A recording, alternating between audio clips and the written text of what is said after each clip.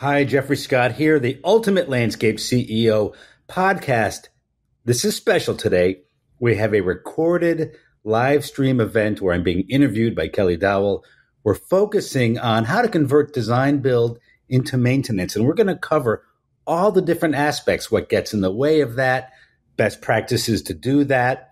Also, if you have a small maintenance department and you're trying to scale it up, we get into that as well. So really, any item around that process we are covering here in this very awesome live stream. Here we go. We have a really important topic ahead of us, converting our design build projects into ongoing maintenance customers.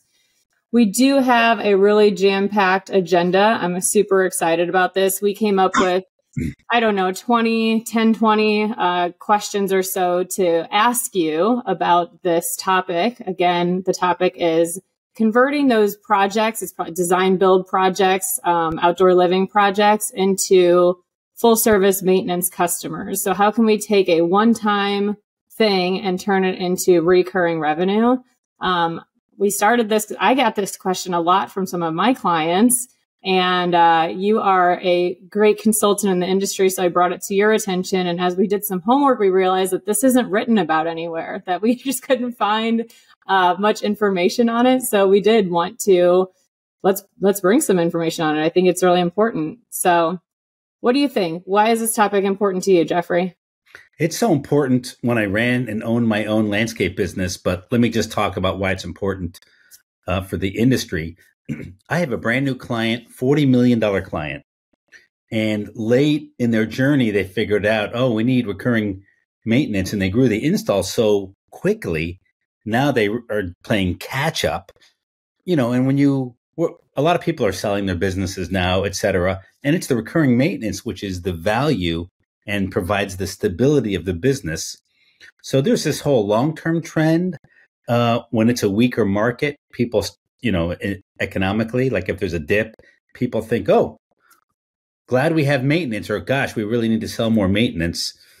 And so I think it's important for all those reasons. But also, if you're photographing your work and you want it to look good in year 3, because it takes 3 years for a landscape to root and bloom, if you're not maintaining it, then it's going to look terrible. So there's just so many reasons why this is an important topic. Yes, I have been on the judging panel for NALP's awards every year for, 5, 6, 7 years now. And one of the projects that we like a lot are the ones that show us like 4 seasons. So you get 4 seasons of interest. So we have like your spring annuals versus the fall annuals are included in photos. We like the before and afters, but also there's something to be said about before, after, and then 3 years after when the plants have matured and they've grown. And so, if you want to get those good photos, someone's got to be maintaining it and doing it well. NALP used to do a 10-year award. Do they still do that? A decade award. They do. Yep. Yeah. So if you're not maintaining that property for a decade, you cannot enter that award, but in any event. Yeah. Yeah. All right, well, let's just jump right in here.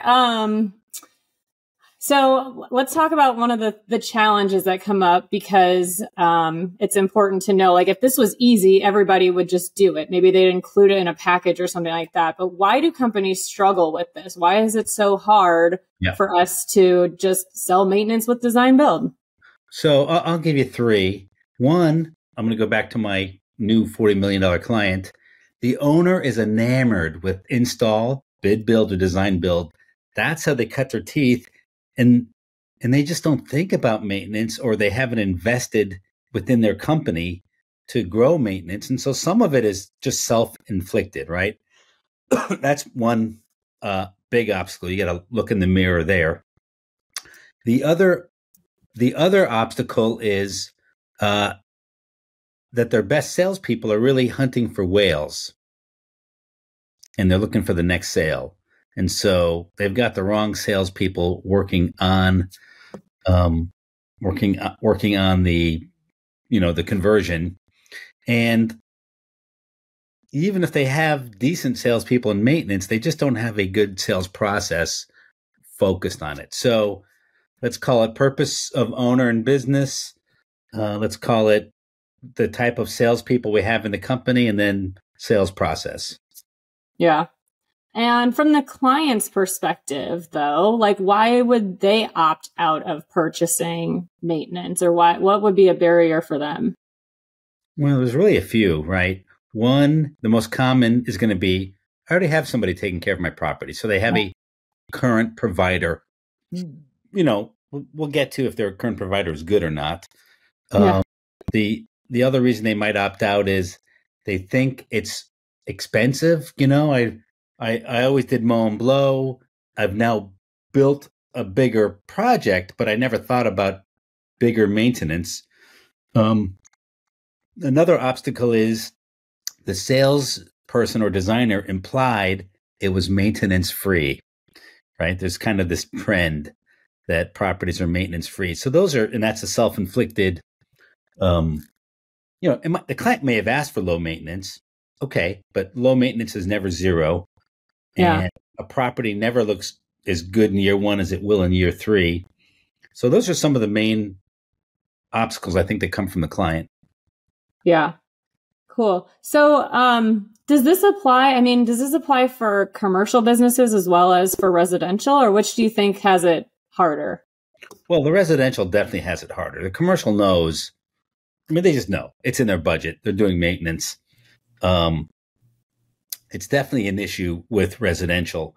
And I think the way to overcome the client's perspective, and I'm just going to lay it out here early, is I think the company has to do three things to overcome these obstacles.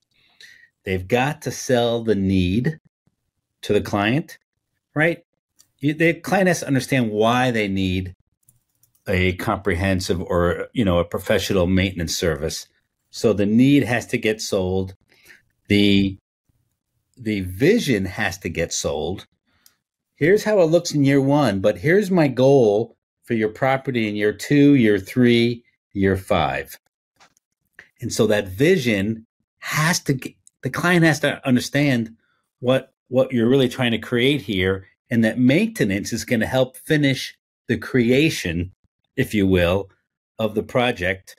And then lastly, they have to sell the maintenance team. I think what I'm giving you really here up front is the magic sauce. I believe instead of saying, oh, you're going to love our program, no, I think you should be saying you're going to love Jacob or Susan, who runs our program. Wait till you meet them. They are really going to take what we've started creating here, what we've built the foundation of, and they're really going to bring it to its flourish. You're going to bring it not to its completion, but they're going to help your property flourish. You're going to love their care of your property. You're going to love the attention they give you. So let me just summarize. I think where companies make a mistake or where they miss out is they don't sell the need. You can't just assume it. They don't do a good enough job selling the vision of what's trying to be created, and then they don't sell the team. They might sell the product or the service, but they really need to sell the team. Yeah.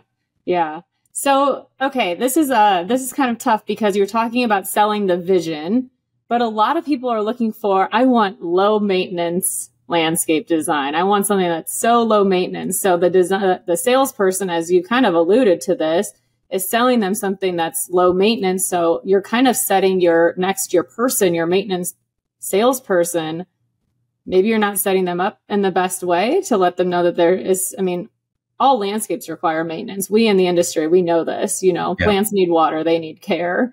But how can you set them up for success and still call it low maintenance? So how can you get in the customer's mind that low maintenance still means maintenance? That's a very specific question. To me, you have two silos going on there. And so the company has to have a vision for what it's selling. Is the company selling low maintenance or fuller maintenance? So I think there's a corporate marketing decision. And then the sales teams have to get together and make sure they're giving the same messaging. Now, there may be every now and then a low maintenance project. Okay, whatever that means.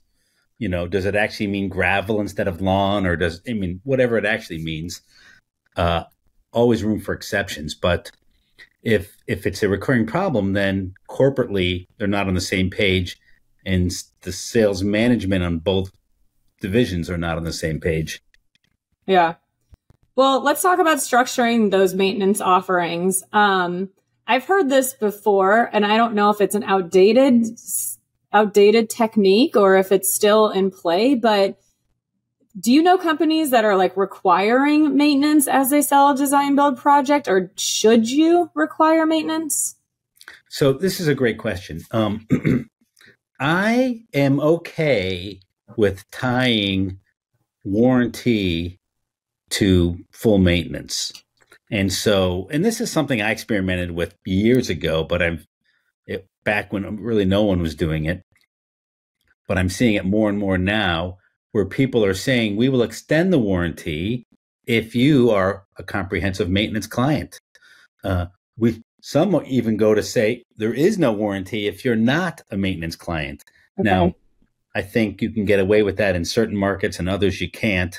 The whole idea of no warranty, and put that aside for a second because I think that's more situational. But I definitely like this idea of extending the warranty with comprehensive maintenance. And you, the listener, have to decide what that means. Does comprehensive mean, lawn care, irrigation, mowing, like some base services?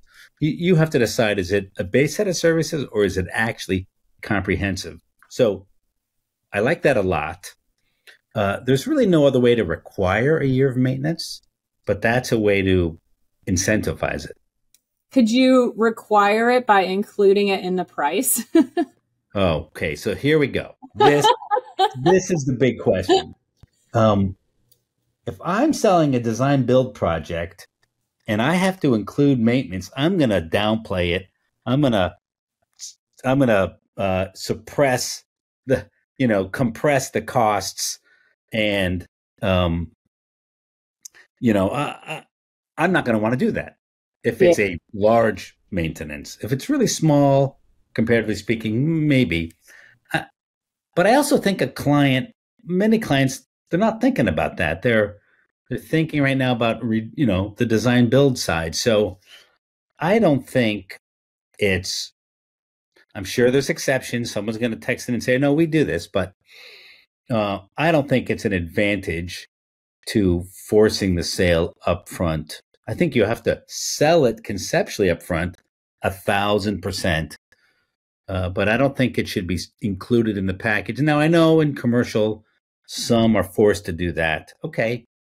If everyone's doing the same thing and it's equal spec, apples to apples, but residentially, I wouldn't do that. Yeah. So how can we sell it, like conceptually? How can we start planting the seed for maintenance as salespeople during the design build project? So let me ask that, but let me just sort of give my own add-on question. So who should sell maintenance, right? Should the designer, the salesperson, the DB salesperson sell maintenance? I think that's a problem, because the sale is a relational sale, and really the designer, design build person doesn't, depending on how you set up your company, you don't want that relationship sticking to you. You want it to stick to the account manager, right? Right. Or to the maintenance department. But if you're the one putting together the bid and presenting it, you've kind of cut the legs out from the maintenance person. And so it may solve problems having the DB salesperson sell it, but I think it creates longer term problems that you really want to avoid. You know what I'm saying? Yeah, absolutely. But what about if you're a smaller company and you don't have that luxury? Well, so then you're selling both. In some small companies, some companies start off where the design salesperson is the account manager. Sure. The problem is that person caps out after a while, and then you have to recreate a unicorn, somebody who can do both. That's harder to recreate. So you might start off when you're smaller doing that, but I think you're going to have to make that shift. Yeah. Yeah. What was your question 2 minutes ago? The question 2 minutes ago was, how can we start to plant the seed for Yeah. selling maintenance, assuming that, the two salespeople are two different people? Well, it should be on the website, right? It can't be a design build website or design only website. Okay. So I should be able to see it on the website. Paul Friend, you know Paul, right? Paul's a good client of mine. We love Paul at Sun Valley. You love Paul. Okay. There you go. And so landscapes for life, right? Yep. The guy repeats that so often. Good job, Paul, that we all remember it. Landscapes for life implies maintenance. So either on your website, you're talking about design, build, and maintenance, or you're conceptually talking about landscapes for life. So it should start there. It should start in the sales process up front. We do all this, whatever I create, we can maintain for you. And even if the client says, well, no, I have my own maintenance company, well, I understand, but as a salesperson, I'd be saying, but we're going to design it so that it will work through the maintenance phase. And I think even if a client has their own maintenance company, they're going to be willing to let you take care of the portion that you built, especially if it's connected to warranty. Yeah. So I think that's the way in, where you say, that's fine. We'll just take care of this section. And let me make it simple. You're building the backyard. We'll take care of the backyard for that first year to keep the warranty going. And you have your person continue with the front yard. That's an easier sale. And the whole point there is if they say no right up front, you've got a longer sales process. Instead of selling them immediately, now you have to think about it as an extended 12-month sale or 24-month sale. And if you can get in to maintain part of the property, then they can see the difference. And if you are that much better, you will earn the rest of their business. Yeah. So that kind of brings us to the point of when do you quote this? Are you giving them all this information up front? Like, hey, we're going to warranty it, or there's an extended warranty at the same time that you quote the project? Or is it, do you do it later after the project's completed? Oh, by the way, here's the cost for maintenance. These are all good questions. And you asked, or we talked about if the design build person should include it in the price. Yeah. And some people will include a year of maintenance. And I know in commercial, like sometimes you have to do that, but I think that's weak. What it looks, it looks convenient, looks like it works easily, but I think it's weak because you're avoiding the sale. If you include a year of maintenance, you still have to go sell it. You've just pushed out the sales, the moment of selling out a year. And, and I think that's weak. So I don't think you should include the price. It also hurts your margins. It makes it a loss leader. All kinds of negative reasons for including it in the price. I'd rather to maximize the margin on design build and then maximize the margin of maintenance. And I'd rather teach the salespeople in maintenance how to sell and confront that challenge head on versus, we'll just slip it in because we've had trouble selling. Like, I think it's a weak solution. Okay, I know I've ignored your question, Ann. Come back with your question. What is that? What am I questioning? You were asking me, what were you asking me? I don't know.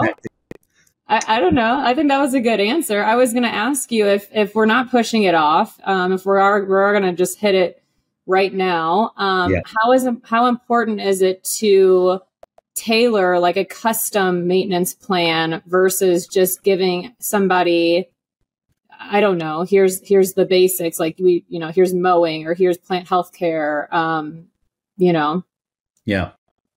Well, that really depends on how the company sets up their packages. Some companies start with the base and they want to do the upsells because there's higher margins and enhancements. Some companies, and they keep it that way.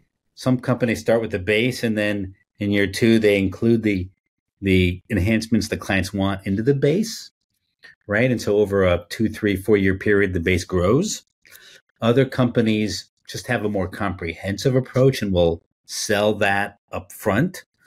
I think you should always have enhancements. Enhancements is where you make up the margin with that client so that the average year end margin is higher and high enough for it all to make sense. And so I think the ultimate answer to your question is it depends a bit on what kind of company are we talking about, right?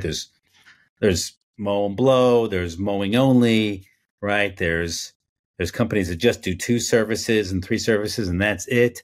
And then there's much more comprehensive companies. And so I don't want to give a blanket answer. I think we have to look at the company to make that decision. Yeah. So do you see most companies being successful having if they can afford or if it makes sense to do it this way, that they have somebody who's selling design build projects and then somebody who's selling maintenance, but who sells those enhancements? Where does that fall into play? So you definitely need different salespeople, design, build, and maintenance. And at some point, I want you to ask me about if you've sucked at this, how do we prime the pump? So we'll get there. Yeah, we'll get there. Who sells enhancements? I'd say it's 6 of one, half dozen of another. I would say in half the companies out there, or maybe in most, 2/3, it's the account manager selling the enhancements, right? When they may be supported by a designer, but the account manager pays for their position by selling enhancements and bringing the beauty of the property up and the margin of the client up. And so I would say that's half to 2/3. It's probably the norm. And then there's a big minority of companies out there, also in commercial, where the enhancement salesperson is a different person with their own separate crews, and the account manager invites them in to make the sale. To me, that's I think you'd only do that if logistically it made more sense for your company, and we'd have to dive into why that would be. But that's the minority. But I see it more and more. So it's a growing minority. All right, Jeffrey, we're going to take a quick little commercial break here to hit up these comments. I have some questions down here. Oh, excellent. Yeah, you ready for this? So yeah. We have a question. I think that robotic mowers are a great way to extend your design build company into maintenance, but I haven't seen this in many U.S. companies. Why not? Do you have an opinion on that? That's from Angelique Robb at Synced Magazine. Synced Live events, if you guys haven't been. So, no. A lot of people are doing robotic mowers, 100%. If you didn't do any maintenance and you're like, how do we start maintenance? Mowing's a whole different animal than garden maintenance. I'm in New Orleans. The maintenance contractors here are terrible. My good friend Chase Mullen, who built my front of my landscape, but he does commercial maintenance. I'm like, Chase, can you give me someone who does good residential maintenance? And so literally when we're all done here, I have an appointment, the guy's showing up. And I'm not going to talk to him about my mowing. I mean, that's the easy part. And I could get anybody to mow, but it's taking care of my whole landscape and the pruning, et cetera. So back to, is robotic mowing a way to start up a maintenance division? No, I don't think so. But, in a couple of years, maybe it'll become the easy way to do it as that all develops. But that's only a portion of what your client wants. Yeah. Okay. When presenting design build lead, or have the maintenance account manager be introduced towards the tail end of the installation. So I guess I don't understand this question. When presenting design build lead, or have the maintenance account manager be introduced towards the tail end of install. I think this is what you and I were talking about last week or so, where we have the baton and we're handing off the baton.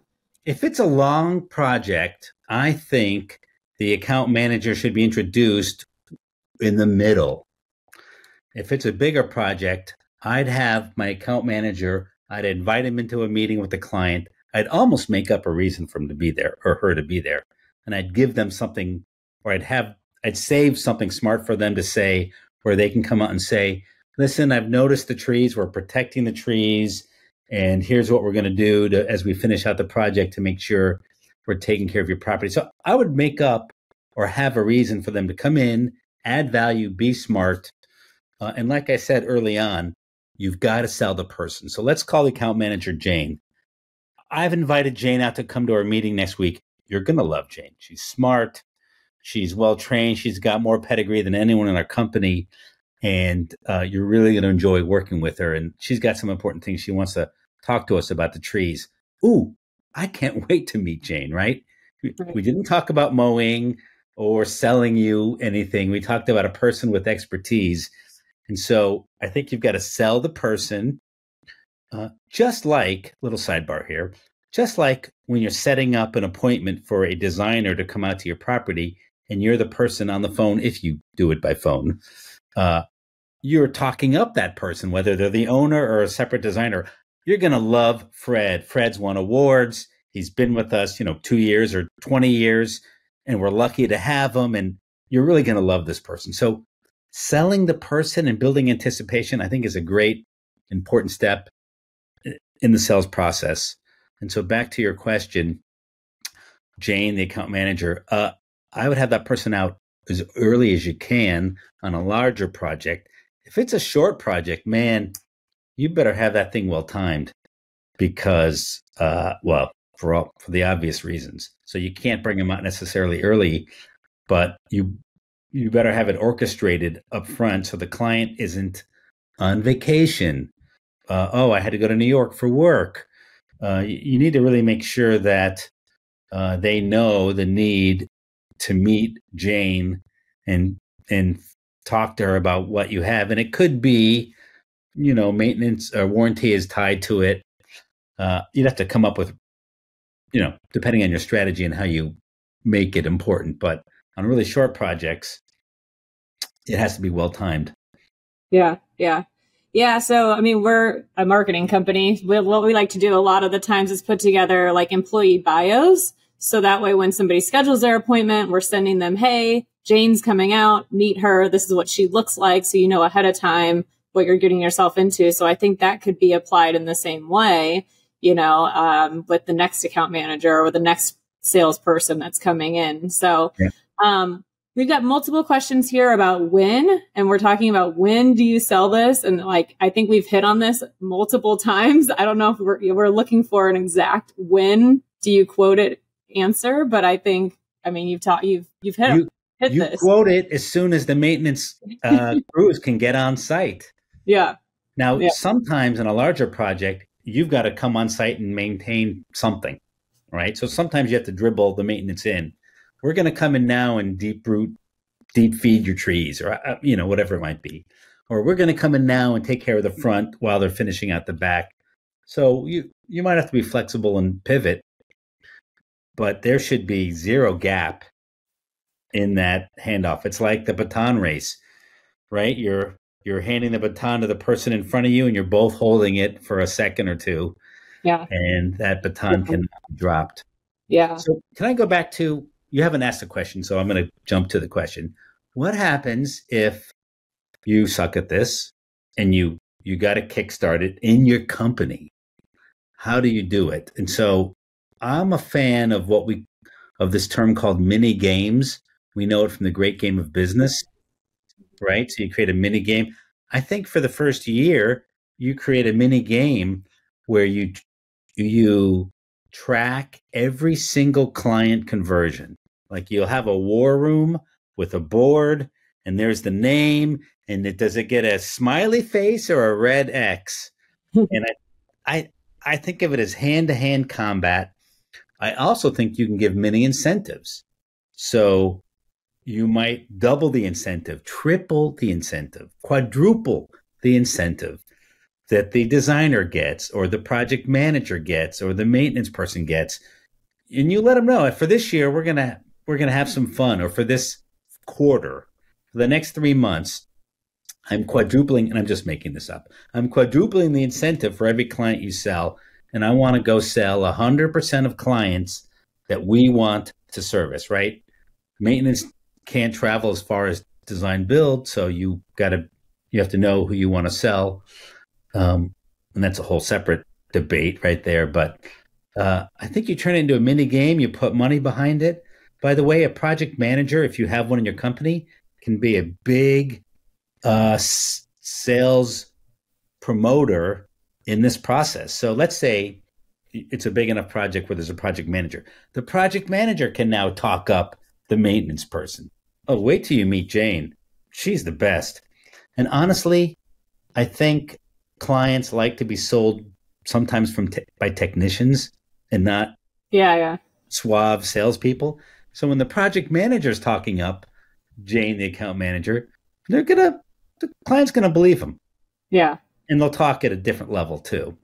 So everybody can be in on this game. And I think you gotta make it the priority of that season for the company.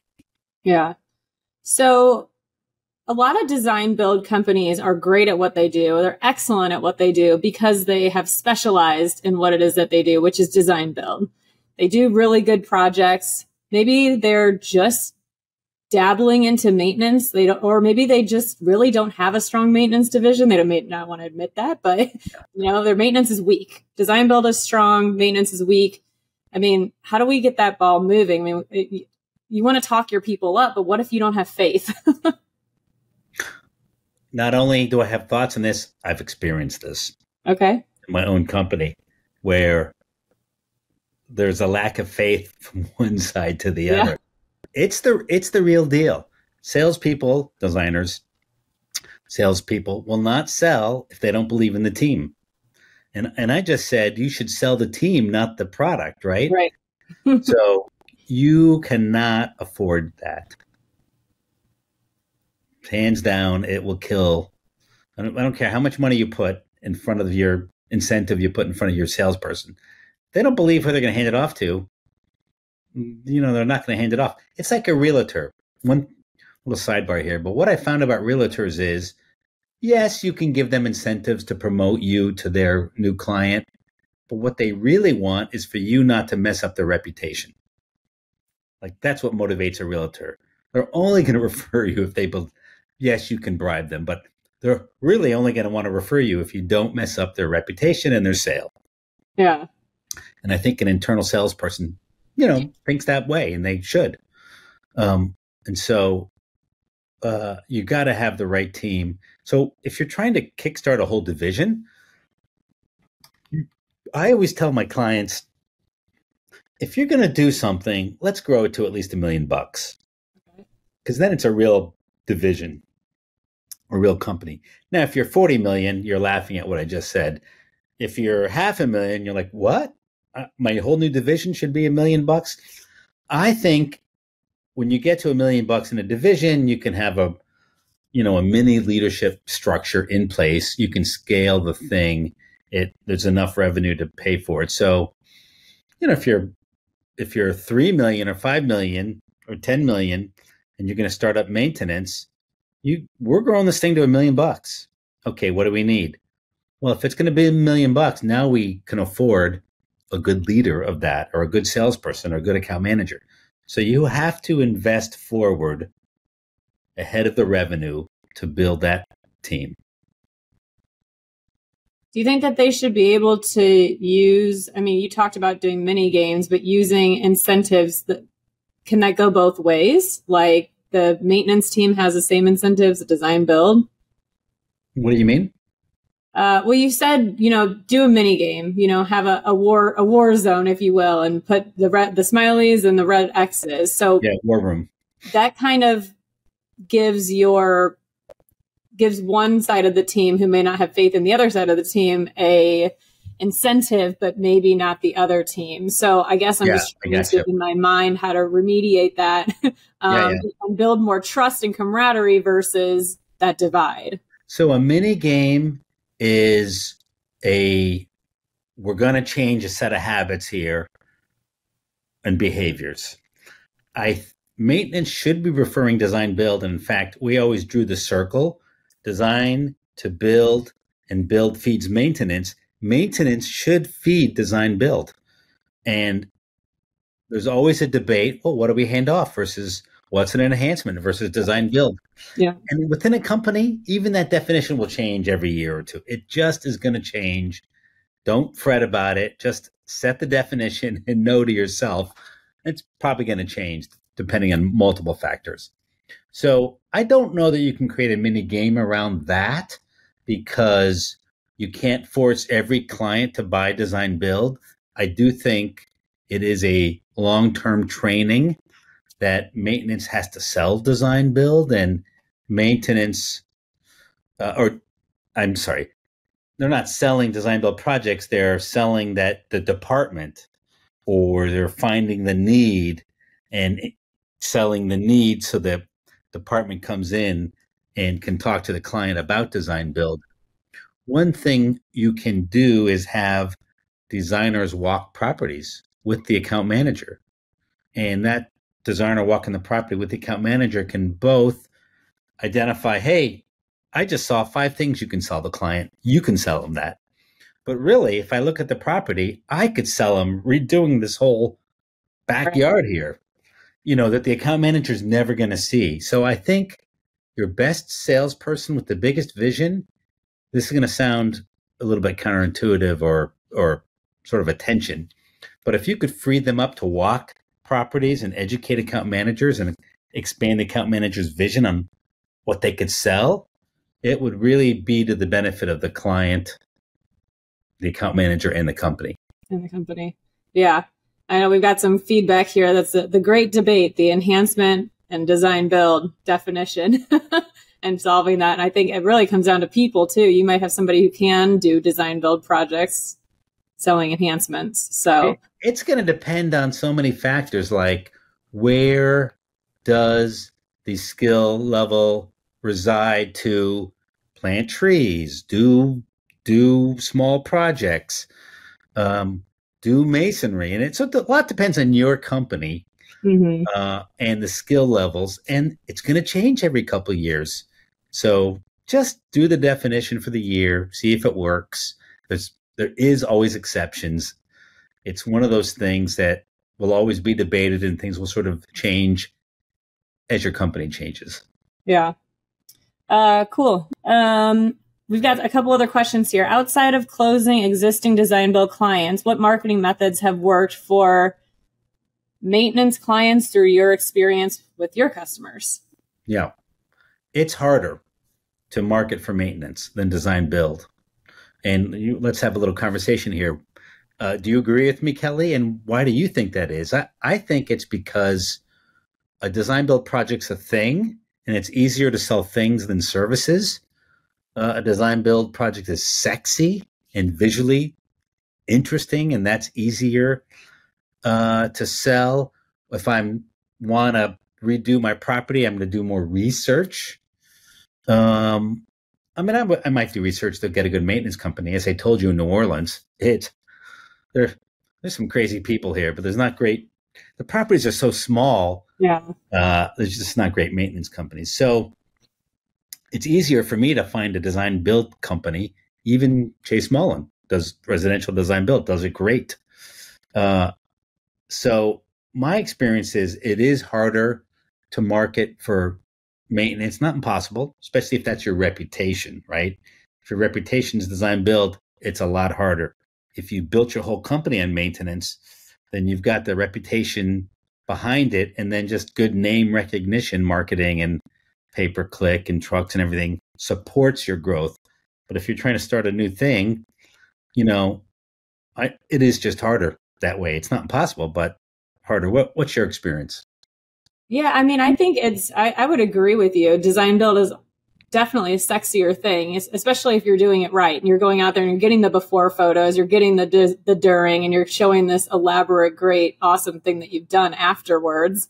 That's a lot easier sell than here's the grass that we mowed, or maybe it even takes 2 or 3 years to get turf to look better through lawn renovations and stuff. And it's like, that's just not as glamorous. But I think also it's a lot of the marketing and stuff that we do is just heightening awareness to the clients that you already have.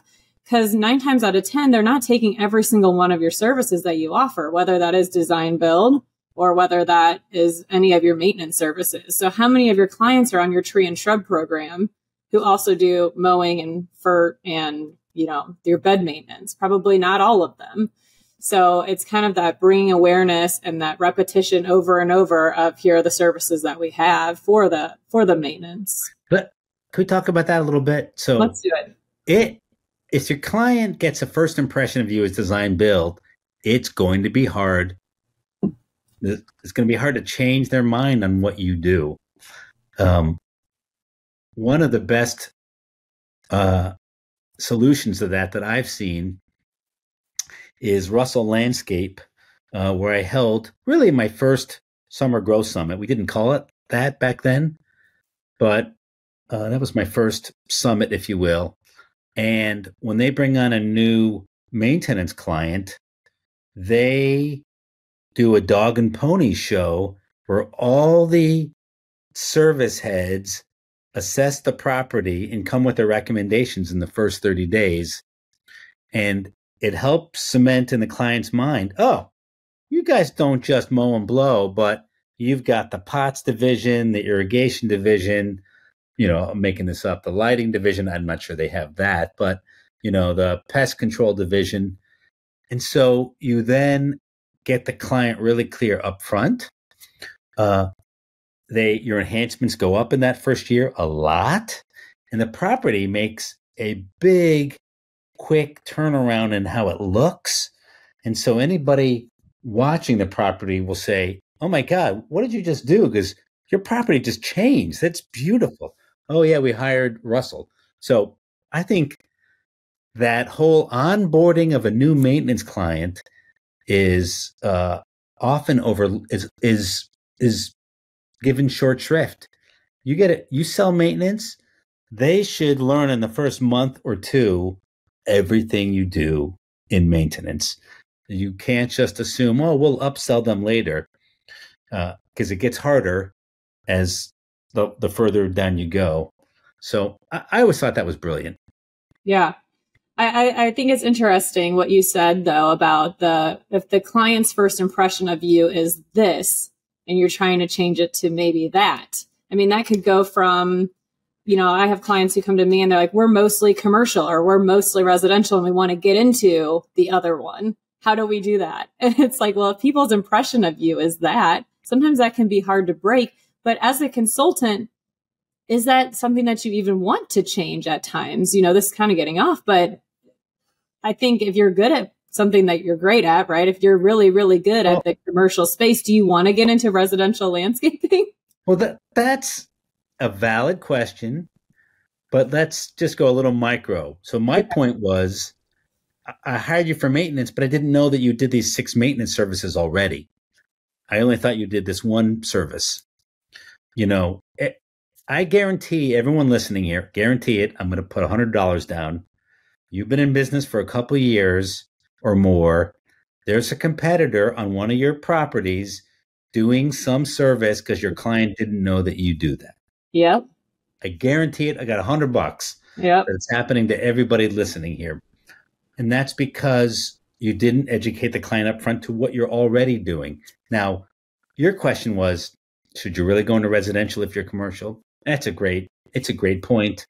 In many ways, you're right. And in some ways, you're not. But, we could talk about both. I mean, Mullen Landscape, he's local. He does residential design build. Beautiful projects. Love it. And it's a commercial maintenance company. Yep. But he's not a residential maintenance company. Hard for him to do both. It is hard to do both unless they're almost kind of run as separate companies.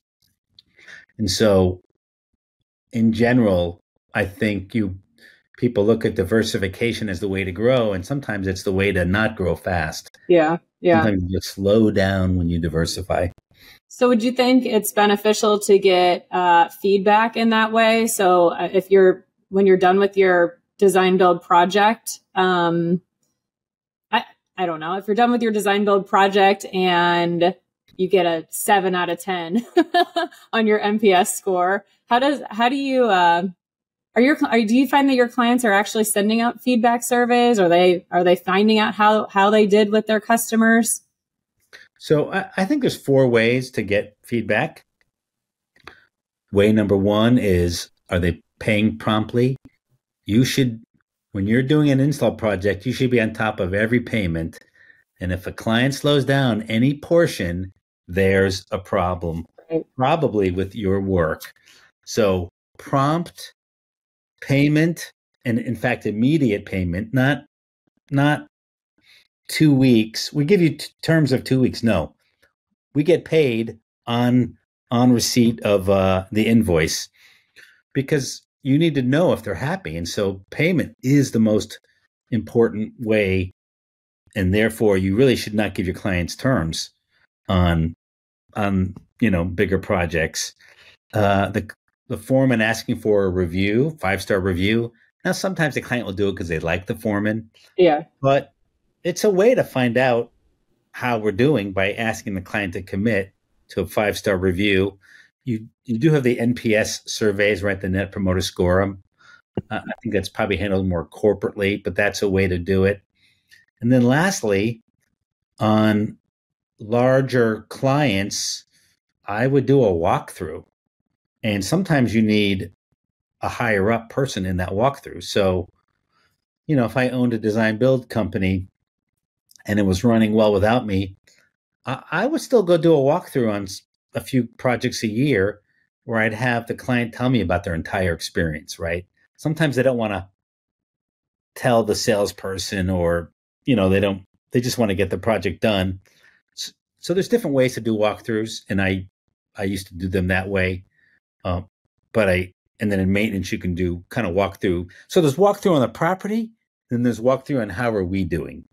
And those are 2 very distinct types of walkthroughs. When I do focus groups for clients, and I used to do them a lot, and I don't really do them much anymore, but what I found is the contractor's used to talking to the client about the project, but not about how are we doing.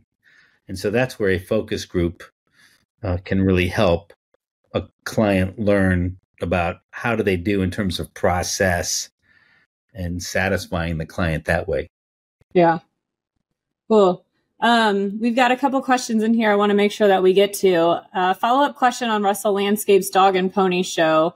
Do they just send everybody out there all at once, or do they set up multiple in-person meetings, or how does that actually work in real life?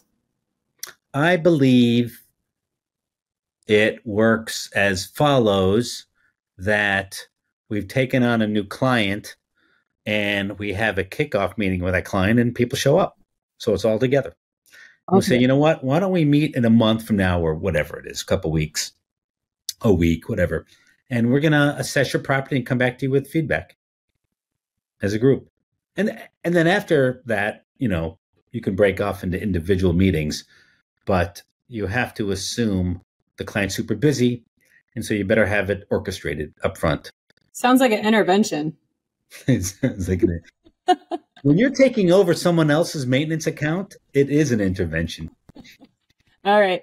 Arden, our girl Arden wants to know, is there a dollar value where an enhancement gets handed off to the design build? Is there a hard rule on this? No. I mean, it's no, because there's so many levels of dollar values for projects for companies, right?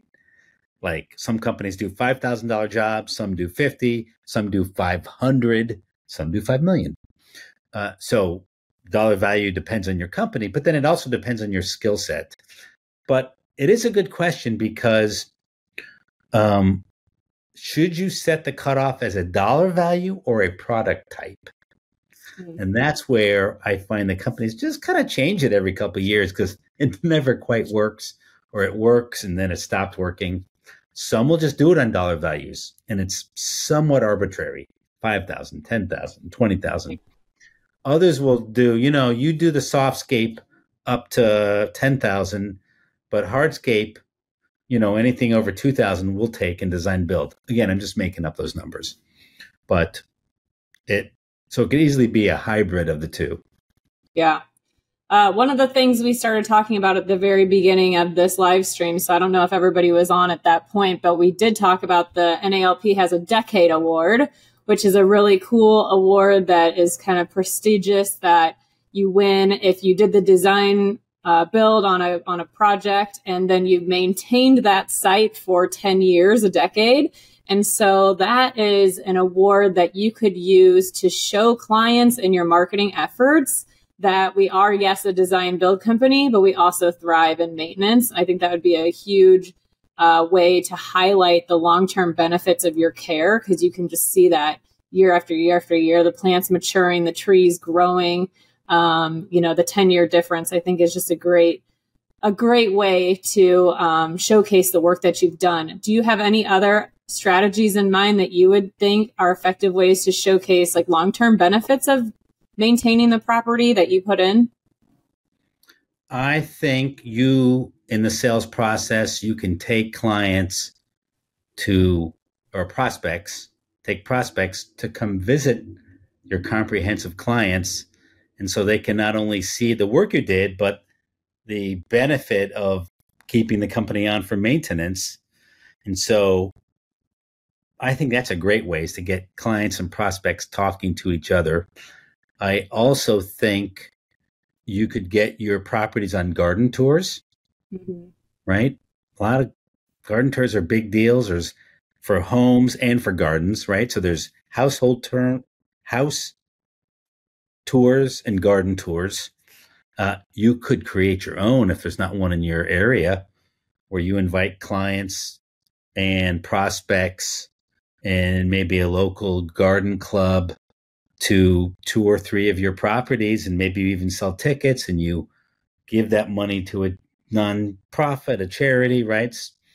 But by selling tickets, people will show up. And so I like that.